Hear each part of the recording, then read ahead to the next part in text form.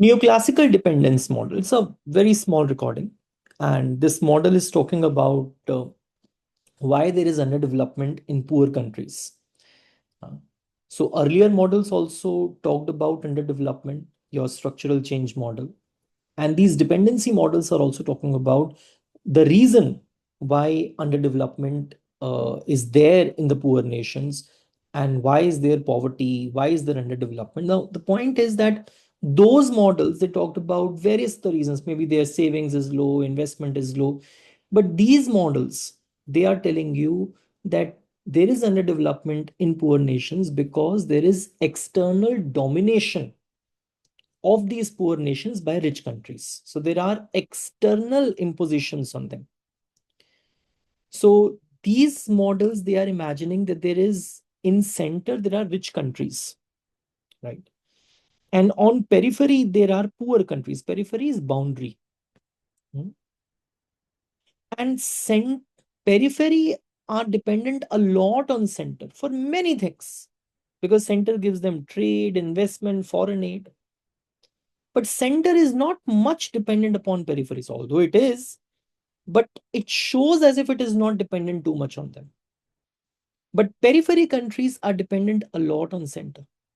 So there is not an equal relationship between the center and periphery countries. And because there is not an equal relation between these countries, center tends to exploit periphery nations, right? And within these periphery nations, within these poor nations, within these underdeveloped nations, there are local elites, which are also called comprador groups. What are these comprador groups? These groups, they have own selfish motive. They are getting benefited by these foreign powers, these foreign companies, this foreign money. So they are benefited by aligning themselves with the foreign powers. And what they do? They do not let reforms happen in developing nations, in poor nations, in periphery nations. They do everything in their might so that reforms do not happen. Because in case if reforms will happen, these poor nations can also develop. They can also grow. These reforms are going to help majority. Here, majority means those who are not aligned with foreign powers. So the proportion of people who are aligned with foreign powers is very small, but majority of people are not. But these local elites are very, very strong. So they don't let reforms happen. And what is the result? If reforms are not going to happen, growth is not going to happen, poverty is going to be there. Dependence is going to be there. You are still dependent upon center. And that is what these local elites want. Right. So the solution which many dependence theorists they have given is that there should be a radical restructuring of the capitalist system. It won't work like this, right?